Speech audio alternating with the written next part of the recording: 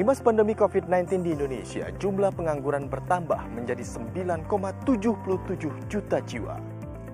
Jumlah ini bertambah menjadi 2,67 juta orang atau naik menjadi 1,84% jika dibandingkan tahun lalu. Namun ironisnya, penyumbang angka tertinggi berasal dari lulusan sekolah menengah kejuruan yang seharusnya menciptakan lapangan kerja dan tenaga kerja siap pakai. Lalu bagaimana upaya pemerintah untuk memperkecil angka pengangguran dari lulusan SMK? Berikut liputan. Data yang dirilis Badan Pusat Statistik Nasional, jumlah pengangguran di Indonesia setara dengan 7,07% dari total angkatan kerja, yakni sebesar 138,2 juta orang. Namun ironisnya, sekolah menengah kejuruan yang seharusnya siap kerja malah menyumbang angka pengangguran tertinggi. Ini ada yang ironis antara SMK dengan SMA, karena harusnya figurnya terbalik, tapi ternyata yang SMK justru yang lebih banyak menganggur. Jadi artinya sangat penting nantinya dalam prioritas kita memberikan perhatian lebih kepada vokasi, khususnya di tingkat sekolah menengah. Untuk mengurangi angka pengangguran itu, link and match antara dunia pendidikan dan usaha dan industri adalah jawabannya.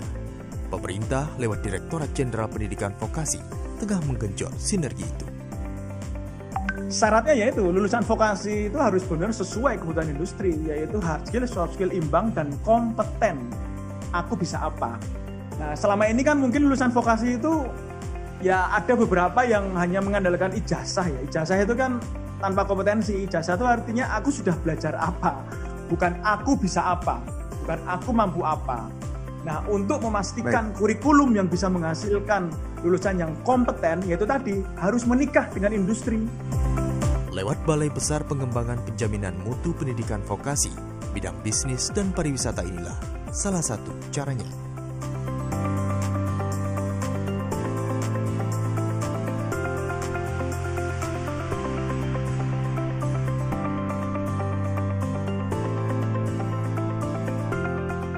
Guru-guru sekolah menengah kejuruan terbaik dari seluruh Indonesia dilatih dan diperbarui keterampilannya sesuai kebutuhan dunia usaha.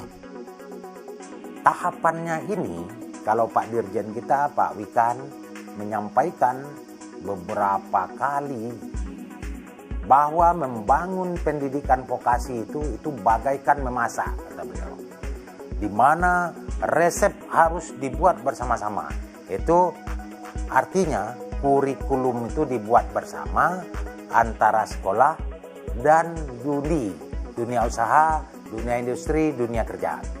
Kurikulumnya harus dibuat bersama sehingga terjadi penyelarasan. Tugas berat kami mengasah kemampuan guru-guru dengan meningkatkan upskilling dan reskilling kemampuan dan kompetensi guru-guru, mengasah kemampuan manajerial kepala-kepala sekolah dan pimpinan-pimpinan sekolah tinggi vokasi agar bisa mengatur lembaga vokasinya sebagaimana Chief Executive Officer mengatur perusahaannya.